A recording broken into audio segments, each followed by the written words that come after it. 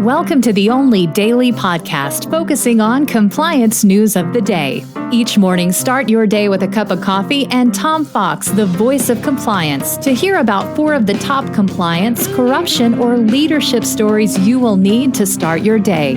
The Daily Compliance News is a production of the Compliance Podcast Network. First, a word from our sponsor.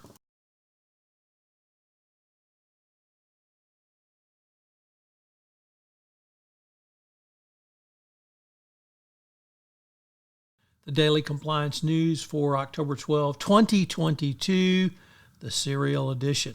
And today we honor the podcast Serial. Many people were introduced to podcasting through the podcast series Serial, which featured or focused on the murder of Hae Min Lee and the person who was convicted of it, Adnan Syed. Turns out he was wrongfully convicted of it, and the Serial podcast led to today's announcement that the prosecution was dropping its case against Syed. They had previously moved to vacate the judgment. They had 30 days to make a determination of whether they would move forward, and now they've announced they are dropping the case and he will not be retried. So obviously a great victory for justice. Our hearts go out to the family of Hae Min Lee, who lost their daughter, and still are now seeking the person or persons responsible for their death. Nevertheless, great victory for justice and for podcasting, as Serial showed the power of podcasting. Our next story comes to us from the Wall Street Journal, Risk and Compliance Journal. Dylan Tokar reporting that the Russian invasion of Ukraine has raised the profile of the Department of Justice's money laundering section.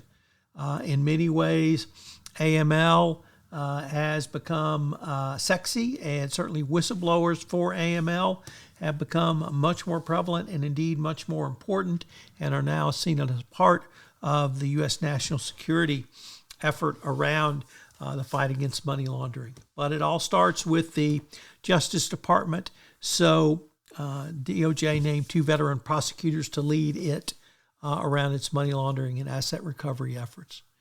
Next up from Reuters, at the end of September, we had the $1.8 billion plus fines and penalties leveled by the SEC against banks for their employees' messaging apps. Well, now the SEC has turned its scrutiny on how Wall Street handles work-related communications on personal devices and apps such as WhatsApp. So based on what we saw before, it would not be surprising to see some very large fines levied on Wall Street if they engaged in behavior around these apps that the banks did. And finally, from Lexology in the United Kingdom, an article by 3 lawyers from Hogan's Lovells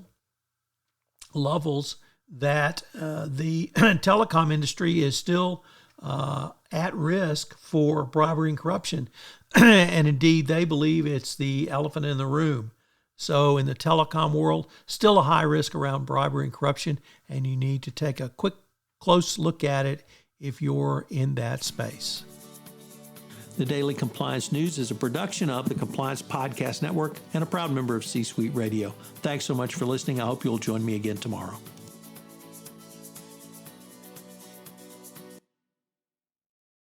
This podcast is a part of the C-Suite Radio Network. For more top business podcasts, visit c-suiteradio.com.